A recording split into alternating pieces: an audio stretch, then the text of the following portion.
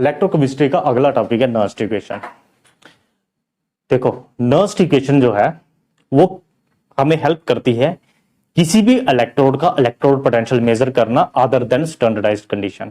Means अभी तक जो हमने इलेक्ट्रोड पोटेंशियल मेजर किए हैं किसी भी इलेक्ट्रोड का वो सारे के सारे स्टैंडर्डाइज्ड कंडीशन पे थे, तभी हम उन इलेक्ट्रोड पोटेंशियल को बोलते थे स्टैंडर्ड इलेक्ट्रोड पोटेंशियल।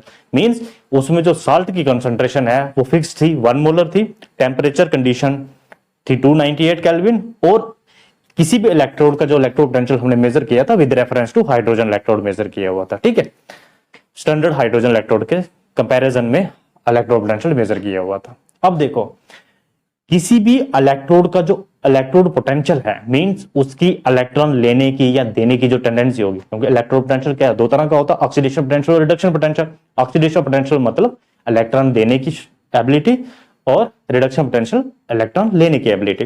तो ये किसी भी इलेक्ट्रोड का जो टेंडेंसी है इलेक्ट्रॉन लेने या देने की वो डिपेंड करती है concentration of the solution in which the electrodes are dipped. Means जैसे हमने दो इलेक्ट्रोड ली थी, हमने जो गैल्वेनिक सेल बनाया था, एक जिंक इलेक्ट्रोड यूज की थी, एक कॉपर इलेक्ट्रोड यूज की थी। जिंक इलेक्ट्रोड जो थी वो जिंक सल्फेट सॉल्यूशन में डाला हुआ था उसको, है ना, ये ZnSO4 में थी, ये जिंक इलेक्ट्रोड थी, और एक हमारे पास कॉपर इलेक्ट्रोड थी, उसको हमने कॉपर सल्फेट सॉल्यूशन में डाला था। इस तरह से दो इलेक्ट्रोड्स थी, ये हमारे पास कॉपर सल्फेट सॉल्यूशन था, इसमें हमने कॉपर की इलेक्ट्रोड डाली थी, है ना, इसी तरह से था। अब उस गैल्वेनिक सेल में क्या हो रहा था, ये जिंक की इलेक्ट्रोड जो थी ये कोरोड होती जा रही थी, और यहां से जिंक 2 पॉजिटिव आयन जो था वो सॉल्यूशन में जा रहा था, ये हो रहा था ना। मींस यहां पे ऑक्सीडेशन हो रही थी, जिंक किस में जा रहा था, जिंक 2 पॉजिटिव प्लस 2 इलेक्ट्रॉन, और इस इलेक्ट्रोड पे क्या हो रहा था, यहां से जो कॉपर था, कॉपर 2 पॉजिटिव आयन वो इसके ऊपर डिपॉजिट होता जा रहा था, ये हो रहा था ऑक्सीडेशन रिडक्शन, इस तरह से हो रही थी। मींस यहां पे क्या हो रहा था, कॉपर 2 पॉजिटिव जो था 2 इलेक्ट्रॉन लेके कॉपर सॉलिड बन रहा था, इस तरह से पोटेंशियल, ये पोटेंशियल था, ये ऑक्सीडेशन कर रही थी, ये रिडक्शन कर रही थी। ठीक है, अब यहां पे हमने जो कंडीशंस ली हुई थी, जो मतलब इस सॉल्यूशन की जो कंसंट्रेशन थी वो 1 मोलर थी, यहां पे भी 1 मोलर कंसंट्रेशन थी और यहां पे भी कंडीशन 1 मोलर थी। मींस इसकी कंसंट्रेशन दोनों की फिक्स की थी स्टैंडर्डाइज्ड कंडीशन, और टेम्परेचर कंडीशन रखी थी 298 केल्विन। देखो ये जो साल्ट की कंसंट्रेशन है यहाँ पे इस सॉल्यूशन में, मींस जो जिंक 2 पॉजिटिव की कंसंट्रेशन यहाँ पे है और कॉपर 2 पॉजिटिव की कंसंट्रेशन यहाँ पे है, क्योंकि साल्ट टूट जाएगा ना, copper 2 positive plus sulphate 2 negative में, यहाँ पे जिंक 2 पॉजिटिव और सल्फेट 2 नेगेटिव। कोई भी साल्ट सॉल्यूशन में डालो तो वो डिसोशिएट हो जाता है आयंस में। ठीक है, तो यहाँ पे जो जिंक 2 पॉजिटिव की कंसंट्रेशन थी और वहां पे जो कॉपर 2 पॉजिटिव आयन की कंसंट्रेशन थी, ये कंसंट्रेशन डिटरमाइन करती है कि कितना इजीली ये इलेक्ट्रॉन देगा और कितना इजीली ये इलेक्ट्रॉन लेगा।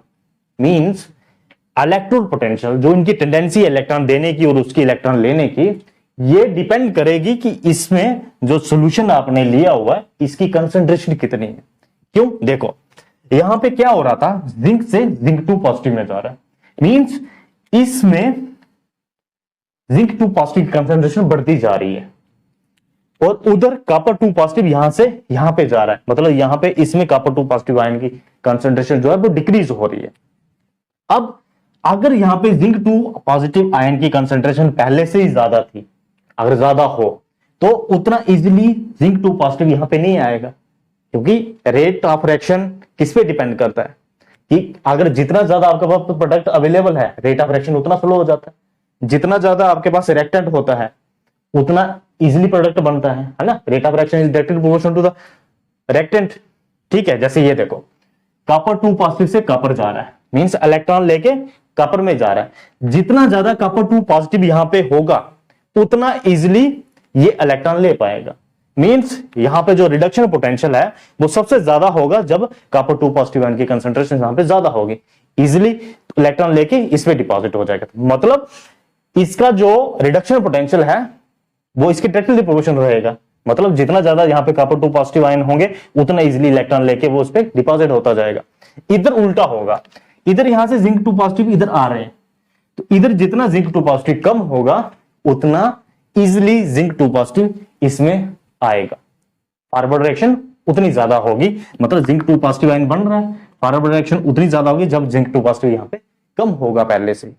कहने का मतलब ये है कि इनकी सॉल्यूशन की कंसंट्रेशन पे डिपेंड करता है कि कोई इलेक्ट्रोड कितना इजीली इलेक्ट्रॉन लेगी या कितना इजीली इलेक्ट्रॉन देगी। जैसे यहाँ पे कॉपर 2 पॉजिटिव क्या इलेक्ट्रॉन ले रहा है ना, इधर जिंक क्या कर रहा है, जिंक 2 पॉजिटिव बना के इलेक्ट्रॉन दे रहा है। मींस यहाँ पे ऑक्सीडेशन पोटेंशियल, यहाँ पे रिडक्शन पोटेंशियल की बात है। तो किसी भी इलेक्ट्रोड का इलेक्ट्रोड पोटेंशियल जो होता है वो डिपेंड करता है कंसंट्रेशन ऑफ द सॉल्यूशन जिसमें वो डिप की हुई है। अब अगर हमारे पास ऐसा गैल्वेनिक सेल है या ऐसी इलेक्ट्रोड है जिसमें कंसंट्रेशन 1 मोलर नहीं है, अदर देन 1 मोलर है, इन 1 मोलर कंसंट्रेशन आपने साल्ट की नहीं ली है, कोई और कंसंट्रेशन लिया है, या तो ज्यादा लिए या तो कम लिए, तो उस केस में क्या होगा, इलेक्ट्रोड पोटेंशियल वेरी करेगा। अब उस इलेक्ट्रोड का इलेक्ट्रोड पोटेंशियल कैसे निकालें जिसमें कंसंट्रेशन जो है स्टैंडर्डाइज्ड नहीं है, अदर देन स्टैंडर्ड कंडीशन में है, तो उसमें इलेक्ट्रोड पोटेंशियल कैसे मेजर किया जाता है, बाय यूजिंग नर्स्ट इक्वेशन। ठीक है, तो नर्स्ट इक्वेशन का पता चल गया आपको कि नर्स्ट इक्वेशन क्या करने वाली है, किसी भी इलेक्ट्रोड का इलेक्ट्रोड पोटेंशियल मेजर करना हो अदर देन स्टैंडर्डाइज्ड कंडीशन में, तो उसके लिए हम यूज करते हैं नर्स्ट इक्वेशन। ठीक है, तो हम एक जनरल इलेक्ट्रोड लेते हैं, फिर देखते हैं कि वो किस तरह से डिटरमाइन करता है किसी भी इलेक्ट्रोड का electrode potential other than standardised condition. हम एक पहले जनरली इलेक्ट्रोड लेते हैं। देखो, हम अब एक नर्स्ट इक्वेशन के एक्सप्रेशन को ड्राइव करेंगे by taking a journal electrode reaction. Means हम एक जर्नलाइज्ड इलेक्ट्रोड रिएक्शन लेते हैं और इसके साथ साथ में एक पर्टिकुलर इलेक्ट्रोड रिएक्शन भी ले लेते हैं, मतलब जिंक इलेक्ट्रोड की ही ले लेते हैं एग्जांपल, और एक जर्नलाइज्ड इक्वेशन लिखते हैं। मींस आपको अगर किसी इलेक्ट्रोड की इलेक्ट्रोड पोटेंशियल रिप्रेजेंट करना है in terms of reduction potential करते हैं, मींस आपको रिडक्शन की रिएक्शन लेनी है। मींस अगर ये मेटल Mn पॉजिटिव है या कोई भी एलिमेंट है, N पॉजिटिव इसके ऊपर चार्ज है, तो इतने ही इलेक्ट्रॉन ये लेगा और किसमें चला जाएगा, ये M सॉलिड में ये होगा, और ये साल्ट की फॉर्म में, मेरा तो साल्ट सॉल्यूशन है, तो ये इसको एक्वस लिख लो। ओके, ये एक जर्नल फॉर्म ले ली हमने, और इसके साथ में कंपैरिजन में साथ में चलाते हैं एक इलेक्ट्रोड को, हम जिंक की इलेक्ट्रोड ले सकते हैं, कॉपर की भी ले सकते हैं, किसी भी इलेक्ट्रोड को ले सकते हो आप, मगर हम जिंक की ले लेते हैं, इजी रहेगा। तो उसमें क्या करेंगे हम, जिंक 2 पॉजिटिव स्टेट में एक्वस फॉर्म में प्लस 2 इलेक्ट्रॉन ले रही है, किसमें जाएगा, जिंक सॉलिड। ठीक है, ये 2 इलेक्ट्रोड्स हमने, ये जर्नलाइज्ड फॉर्म, एक स्पेशल इलेक्ट्रोड ले ली। अब इसके लिए नर्स्ट इक्वेशन दोनों के लिए ड्राइव करते हैं हम। देखो, नर्स्ट इक्वेशन जर्नलाइज्ड फॉर्म में, अब देखो पहले इस इलेक्ट्रोड जो इलेक्ट्रोड की रिएक्शन है इसको देखो, Mn पॉजिटिव N इलेक्ट्रॉन लेके M सॉलिड बन रही है, मींस ये एक रिडक्शन रिएक्शन है। और अगर इसका हमें इलेक्ट्रोड पोटेंशियल बताना होगा, इलेक्ट्रोड पोटेंशियल कैसे रिप्रेजेंट होगा इसका, E not M N positive से M, this is reduction, standard reduction potential या स्टैंडर्ड इलेक्ट्रोड पोटेंशियल। अगर स्टैंडर्ड इलेक्ट्रोड पोटेंशियल होगा तो जो ये साल्ट है इसकी कंसंट्रेशन कितनी होगी, 1 मोलर होगी, तो इसको आपने कितना बताना है, जो M एक्वस है ये 1 मोलर होगा। मगर हम नर्स्ट इक्वेशन किसके लिए यूज करते हैं, to calculate the electrode potential at any concentration, किसी और भी कंसंट्रेशन पे अगर मेजर करना है, तो अगर इसकी कंसंट्रेशन 1 मोलर नहीं है तो उस कंसंट्रेशन पे इस इलेक्ट्रोड का कितना इलेक्ट्रोड पोटेंशियल होगा, मींस रिडक्शन पोटेंशियल होगा, वो मेजर करेंगे हम। वो किसके बराबर होता है, according to the Nernst equation, electrode potential of this electrode, means general जो इलेक्ट्रोड है वो होगा standard electrode potential of this electrode. Standard electrode potential क्या होगा, मींस जब इसकी कंसंट्रेशन 1 मोलर होगी तो कितना इलेक्ट्रोड पोटेंशियल। देखो, हमारे पास हर एक इलेक्ट्रोड का स्टैंडर्ड इलेक्ट्रोड पोटेंशियल तो है, जैसे जिंक है, अगर मुझे इसका स्टैंडर्ड इलेक्ट्रोड पोटेंशियल बताना तो मुझे पता है -0.76 वोल्ट है ना, -0.76 वोल्ट, मतलब 1 मोलर कंसंट्रेशन लेके 298 केल्विन और with reference to standard hydrogen electrode, इसका इलेक्ट्रोड पोटेंशियल कितना आने वाला है, -0.76 वोल्ट। ये जिंक का हो गया। वैसे कॉपर का कितना होता है, +0.34 वोल्ट। ठीक है, ऐसे हर एक इलेक्ट्रोड का हमें स्टैंडर्ड इलेक्ट्रोड पोटेंशियल तो पता है। अब एनी अदर कंसंट्रेशन पे कैसे निकालेंगे वो देखेंगे हम। तो वो ये हो गया एनी अदर कंसंट्रेशन, वो किसके बराबर होगा, इस इलेक्ट्रोड का, जो भी इलेक्ट्रोड होगी, ये जर्नल होगी तो जर्नल लिखेंगे, इसका स्टैंडर्ड इलेक्ट्रोड पोटेंशियल कितना होगा, और स्टैंडर्ड का साइन आ गया ये, और उसके लिए कर लेंगे Mn पॉजिटिव से M, ये system minus RT upon NF into natural log of concentration of product upon concentration of reactant. और प्रोडक्ट में क्या है आपका, मेटल सॉलिड फॉर्म में या एलिमेंट सॉलिड फॉर्म में और सॉल्ट, ठीक है, कंसंट्रेशन ऑफ सॉल्ट, ये कितना हो जाएगा, कंसंट्रेशन ऑफ एम सॉलिड। देखो कंसंट्रेशन टर्म को रिप्रेजेंट करने का तरीका क्या होता है, हम स्क्वायर ब्रैकेट में उसको लिख लेते हैं, जैसे एम सॉलिड इसके बाहर स्क्वायर ब्रैकेट लगाते हैं, means concentration of this upon concentration of this, M N positive aqueous में जो मतलब सॉल्ट है उसकी कितनी कंसंट्रेशन है। तो इस तरह से रिलेट करके आपको ये लास्ट इक्वेशन है, मींस किसी भी इलेक्ट्रोड का इलेक्ट्रोड पोटेंशियल किसके बराबर होता है, इलेक्ट्रोड पोटेंशियल मींस कोई भी किसी भी और कंसंट्रेशन पे, मैं यहां पे कंसंट्रेशन स्पेसिफाई नहीं की, किसी भी कंसंट्रेशन में किसी इलेक्ट्रोड पोटेंशियल किसके बराबर होता है, किसी भी इलेक्ट्रोड का इज इक्वल टू उसका standard electrode potential minus R T upon N F natural log of concentration of this upon concentration of this, means product final upon reactant. ये बात समझे। अब देखो इधर R क्या है, R is the gas constant, T is the temperature of the experiment, N is the number of electron involve और F is the Faraday's. R gas constant, T temperature, N number of electron involve in the reaction, कितने, जैसे उसके लिए कितने हैं 2 electron है, उसके लिए भी हम रिप्रेजेंट करके देखें, F इज द फैराडेज और 1 फैराडे किसके बराबर होता है, देखो इनकी वैल्यू देख लो, F इज द फैराडेज और ये किसके बराबर होता है 96500 कूलम और R is the gas constant, इसकी वैल्यू होती है 8.314, ठीक है, जूल पर केल्विन पर मोल, ये इसकी वैल्यू होती है, ठीक है। T इज द टेम्परेचर, ठीक है, टेम्परेचर और N is the number of electron involve in the reaction, ठीक है, ये हो गया, सारे हो गए। अब देखो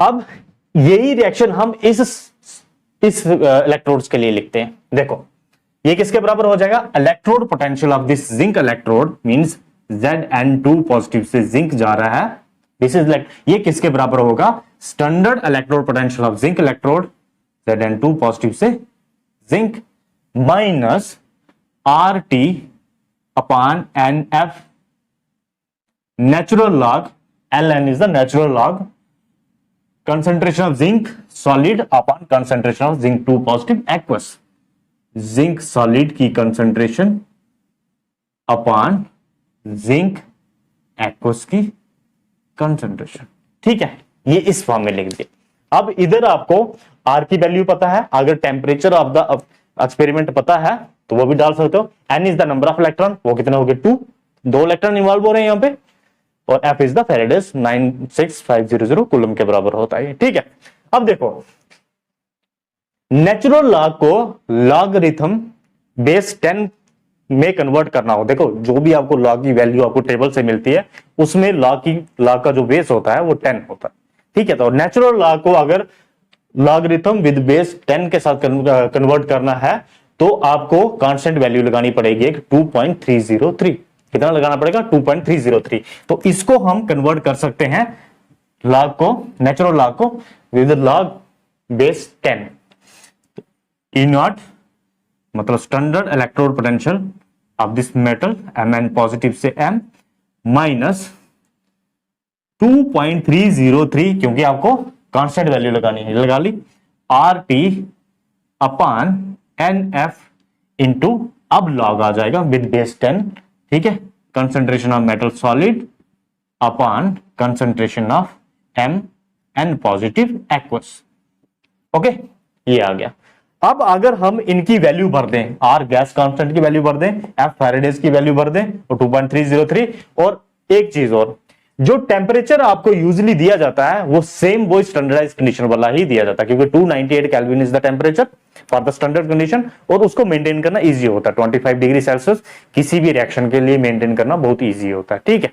तो 298 केल्विन ही टेम्परेचर रहेगा आपको यूजुअली, जो भी न्यूमेरिकल से इसके बेस पे आएंगे उसमें नॉर्मली टेम्परेचर 298 केल्विन ही दिया होता है, कभी कर सकते हैं एक्सेप्शनली, या किसी ने चेंज कर दिया टेम्परेचर तो टेम्परेचर को भी आपने फिर चेंज करके लिखना है। तो अगर हम सारी वैल्यू भरें, R जो गैस कांस्टेंट है उसकी वैल्यू भरें, T टेम्परेचर की 298 केल्विन टेम्परेचर वैल्यू भरें, N देखो नंबर ऑफ इलेक्ट्रॉन वेरी करते हैं, रिएक्शन टू रिएक्शन। जैसे यहाँ पे जिंक है तो वो 2 इलेक्ट्रॉन लेता है और देता है। वैसे अगर सिल्वर होती तो वो Ag1 पॉजिटिव जाती है, तो उसमें एक ही इलेक्ट्रॉन इन्वॉल्व होगा Ag सॉलिड बनने में, तो इसमें इलेक्ट्रॉन 1 आएगा। तो नंबर ऑफ इलेक्ट्रॉन जो होंगे वो वेरी करेंगे, ठीक है। तो n को रहने देते हैं, बाकी सभी की वैल्यू भर के जो कांस्टेंट वैल्यू है 2.303 R T और F, इनकी वैल्यू भर के इसकी ओवरऑल वैल्यू जो आती है Mn पॉजिटिव M, ये आ जाती है 0.059 सभी वैल्यू भर के, मतलब R की 8.314, टेम्परेचर की 298 केल्विन, टेम्परेचर भर के 298 केल्विन भर के वैल्यू, और F की 96500 कूलम वैल्यू भर के, तो ये आ जाता है 0.059 अपॉन नंबर ऑफ इलेक्ट्रॉन रह गए थे, नंबर ऑफ इलेक्ट्रॉन रख दिए, और आगे क्या आ जाएगा वो लॉग ऑफ। देखो जो सॉलिड मेटल होता है उसकी कंसंट्रेशन जो होती है वो वेरी नहीं करेगी, मींस वो कंट्रीब्यूट नहीं करेगी आपकी कंसंट्रेशन, उसकी यूनिटी हम लेते हैं। जो सॉलिड मेटल होता है उसकी कंसंट्रेशन जो है उसकी कंपोजिशन हम यूनिटी कर लेते हैं, मतलब 1 कर लेते हैं, ठीक है, वो वेरी नहीं करेगी आपकी, ठीक है। तो वो कितना हो जाएगा आपका मेटल जो सॉलिड होगा उसकी कंसंट्रेशन कितनी ले लेते हैं हम 1 upon concentration of aqueous,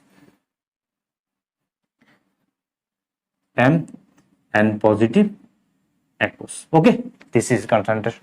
This is the overall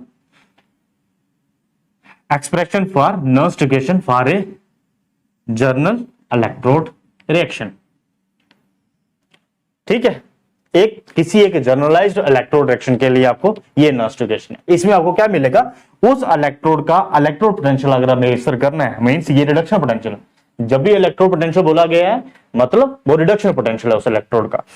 इस इलेक्ट्रोड का इलेक्ट्रोड पोटेंशियल किसी भी कंसंट्रेशन पे वो किसके बराबर होगा, उस इलेक्ट्रोड का स्टैंडर्ड इलेक्ट्रोड पोटेंशियल माइनस, या तो ये वैल्यू भर लो, अगर टेम्परेचर कंडीशन 298 केल्विन है तो सीधा बोल दो 0.059 upon n log of 1 upon n की पावर, ये concentration of this concentration of salt, मतलब जो इलेक्ट्रोड जिस सॉल्ट में डिप की हुई है उसकी कंसंट्रेशन कितनी है। नॉर्मली हम स्टैंडर्ड कंडीशन में कितनी होती थी 1 मोलर होती थी, मगर आप चेंज करके आएगी आपको, ठीक है। तो किसी भी इलेक्ट्रोड्स के लिए अप्लाई कर सकते हो, वैसे हम इधर अप्लाई कर सकते हैं इसको जिंक इलेक्ट्रोड के लिए, वो हो जाएगा E जिंक 2 पॉजिटिव जिंक, वो किसके बराबर हो जाएगा, अब स्टैंडर्ड इलेक्ट्रोड पोटेंशियल जिंक का हमें पता है वो कितना होता है माइनस 0.76 वोल्ट, बस होते हैं वैल्यू, ठीक है, माइनस और नेचुरल लॉग और वो सभी की वैल्यू अगर भर के तो ये भी आ जाएगा 0.059 अपॉन n, और इसमें n की वैल्यू पता है हमें कितनी है 2 है, तो ये भर सकते हैं हम 0.059 अपॉन 2, n की वैल्यू भी भर सकते हैं, और लॉग ऑफ 1 अपॉन जिंक की कंसंट्रेशन Zn2 पॉजिटिव एक्वस की कंसंट्रेशन, मतलब उसकी जो इलेक्ट्रोड बनाई है जिस साल्ट में उसको डिप किया हुआ है जिंक सल्फेट में जैसे किया हुआ था, तो उसकी कंसंट्रेशन कितनी ली है आपने, अगर वो स्टैंडर्डाइज्ड कंडीशन में नहीं ली है तो उसकी कंसंट्रेशन कितनी ली हुई है। तो ये एक नर्स्ट इक्वेशन बन गई एक जर्नलाइज्ड के लिए, ये बन गई एक जिंक इलेक्ट्रोड के लिए, ठीक है। मगर इसमें टेम्परेचर क्या हो गया एट 298 केल्विन, टेम्परेचर अभी भी स्टैंडर्ड रखा है हमने इसमें, ठीक है, ये भी किसमें आ गई एट 298 केल्विन। इस तरह से आप किसी भी इलेक्ट्रोड का इलेक्ट्रोड पोटेंशियल बता सकते हो अदर देन स्टैंडर्डाइज्ड कंडीशन में कि उसका इलेक्ट्रोड पोटेंशियल कितना आएगा, ठीक है, लगी समझ इसके। ये आगे जिंक के लिए, ये आगे जर्नल इलेक्ट्रोड, समझ लगी नर्स्ट इक्वेशन की। नर्स्ट इक्वेशन को हम क्या किसके लिए यूज कर सकते हैं, किसी भी इलेक्ट्रोड का इलेक्ट्रोड पोटेंशियल बताना अदर देन स्टैंडर्डाइज्ड कंडीशन में, ठीक है। तो ये वाला फार्मूला आप यूज कर सकते हो उसमें, ठीक है। अब इसी नर्स्ट इक्वेशन को यूज करके हम standard EMF of the cell भी बता सकते हैं, मींस जैसे हम ईएमएफ निकालते थे गैल्वेनिक सेल में, electrode potential of right minus electrode potential left, या electrode potential of cathode minus electrode potential of anode, तो ये सारे के सारे जो ईएमएफ निकलती थी ये कौन सी होती थी स्टैंडर्ड ईएमएफ, क्योंकि वहां पे इलेक्ट्रोड पोटेंशियल भी कौन सा लगा होता था, स्टैंडर्ड इलेक्ट्रोड पोटेंशियल लगा होता था। तो हम नर्स्ट इक्वेशन को यूज करके किसी भी गैल्वेनिक सेल की ईएमएफ निकाल सकते हैं अदर देन स्टैंडर्डाइज्ड कंडीशन, ठीक है। तो अभी नेक्स्ट उसी को देखते हैं। अब नर्स्ट इक्वेशन की अगली एप्लीकेशन मींस नर्स्ट इक्वेशन को हम अप्लाई कर सकते हैं फॉर कैलकुलेशन ऑफ ईएमएफ या cell potential of a galvanic cell other than standardised condition. अगर वो गैल्वेनिक सेल जो है उसमें इलेक्ट्रोड्स यूज किए हैं वो स्टैंडर्डाइज्ड नहीं है, उस केस में उनका सेल पोटेंशियल जो होगा सेल का वो कितना होगा वो हम बता सकते हैं। मतलब ई ऑफ सेल या ईएमएफ ऑफ सेल वो किसके बराबर होगा, electrode potential of cathode minus electrode potential of anode. देखो इसी को अगर हम स्टैंडर्डाइज कंडीशन में लिखेंगे तो वो कैसे आ जाएगा, cell potential, standard cell potential वो किसके बराबर आ जाएगा, standard electrode potential of cathode minus standard electrode potential of anode. देखो ये सेल पोटेंशियल स्टैंडर्ड है, मींस यहां पे जो इलेक्ट्रोड पोटेंशियल है वो मेजर किए स्टैंडर्डाइज कंडीशन में। ये जो सेल पोटेंशियल है या ईएमएफ, देखो सेल पोटेंशियल ईएमएफ एक ही बात है, ठीक है। सेल पोटेंशियल जो है वो किसमें मेजर किया गया, अदर देन स्टैंडर्डाइज कंडीशन। मतलब इलेक्ट्रोड की जो कंसंट्रेशन है, मतलब जो साल्ट की कंसंट्रेशन ली है, जो कंडीशंस ली है वो स्टैंडर्ड नहीं है, अदर देन स्टैंडर्ड कंडीशन है, ठीक है। अब देखो इलेक्ट्रोड पोटेंशियल ऑफ कैथोड और electrode potential of anode other than standardise condition वो हम मेजर कर सकते हैं by using the Nernst equation. अगर कोई हमारे पास सेल रिएक्शन है, देखो एक सेल रिएक्शन ले लेते हैं, एक जिंक और कॉपर की ले लेते हैं, एक सिल्वर और कॉपर की ले लेते हैं।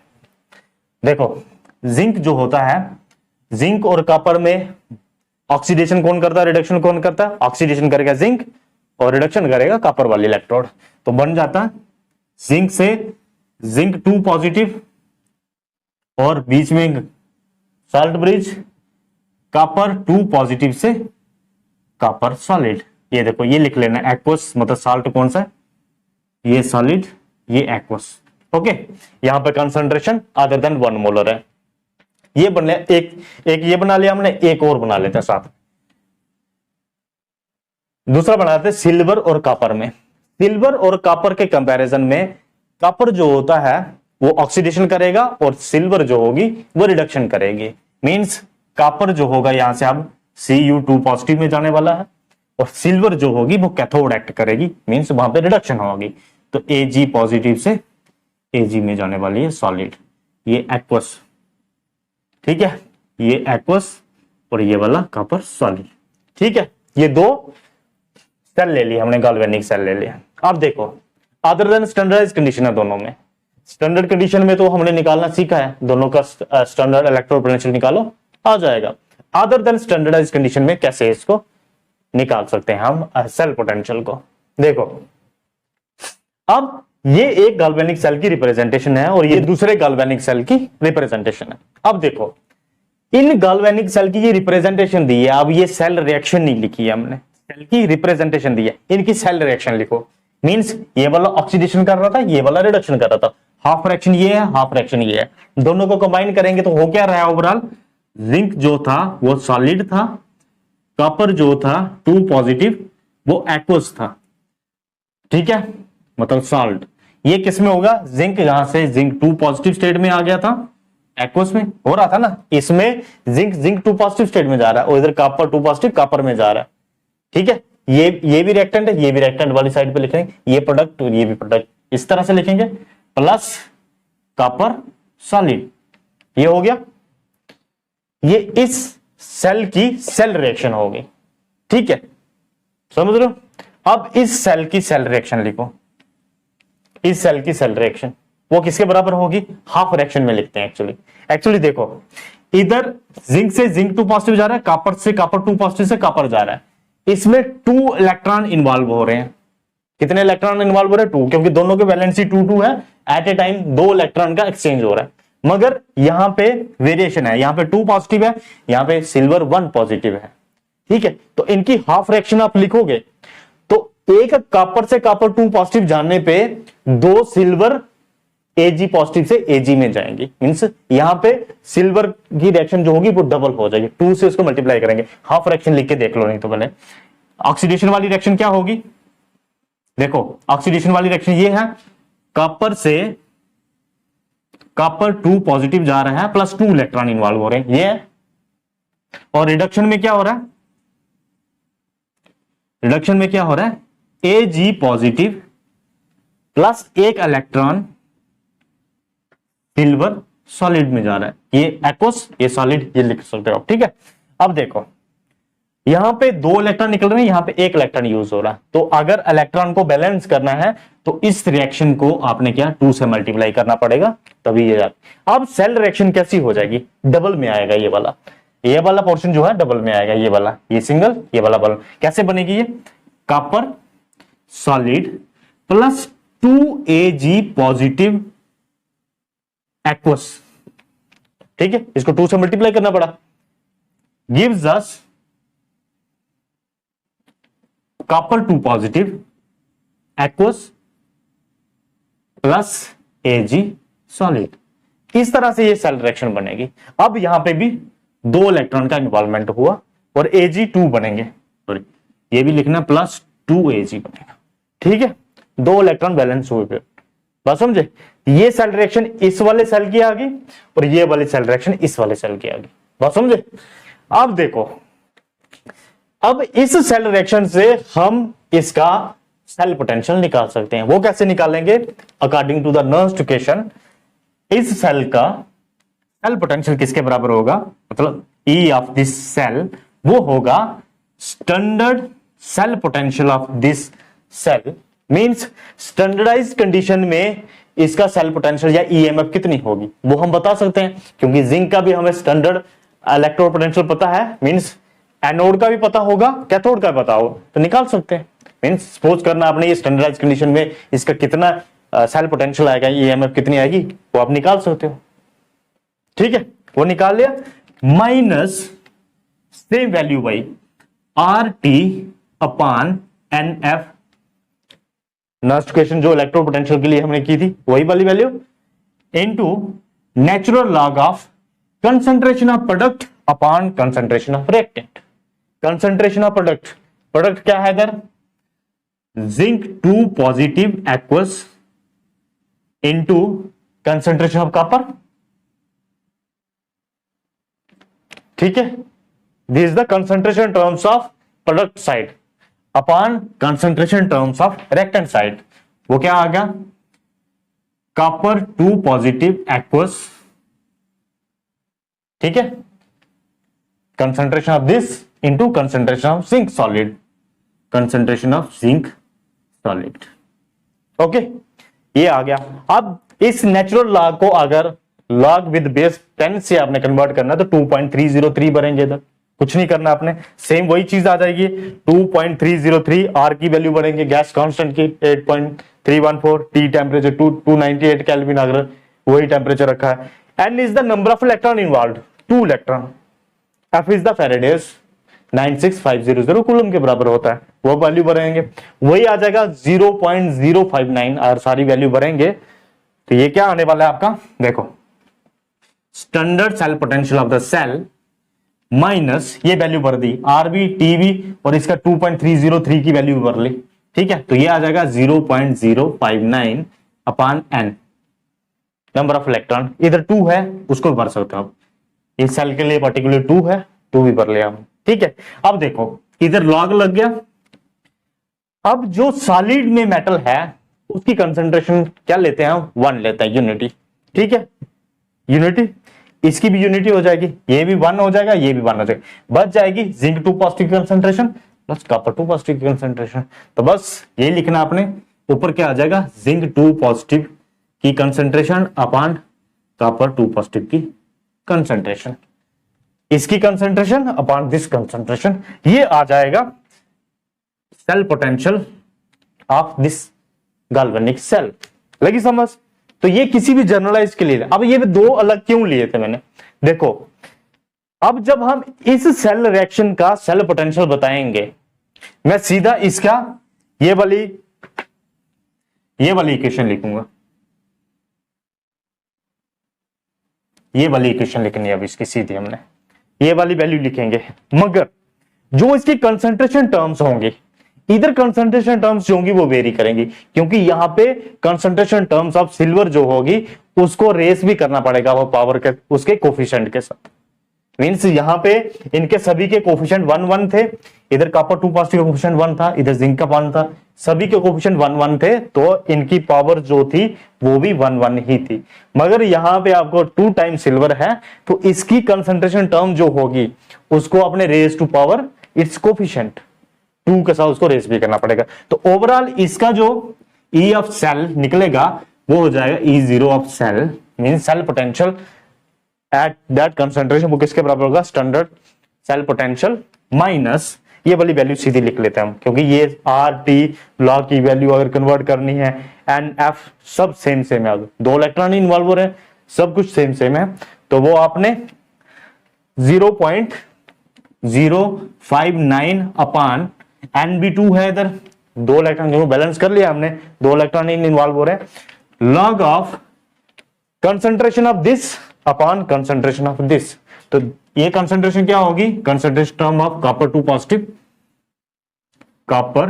Positive aqueous, okay, into concentration of Ag solid, इसकी तो 1 ही हो जाएगी, मगर हम इसको पहले रिप्रेजेंट कर लेते हैं। इसकी पावर कितनी आ जाएगी 2, क्योंकि इसका कोफिशिएंट कितना है 2, इसको रेज टू पावर 2, ठीक है, upon concentration of this into concentration term of this, ठीक है। तो ये किसका बराबर आ गया, Cu सॉलिड, इसकी पावर 1 ही है, कोफिशिएंट 1 है तो पावर भी 1 ही रहेगी, सिल्वर की डबल हो जाएगी, Ag पॉजिटिव और एक्वस इसकी पावर चली जाएगी 2।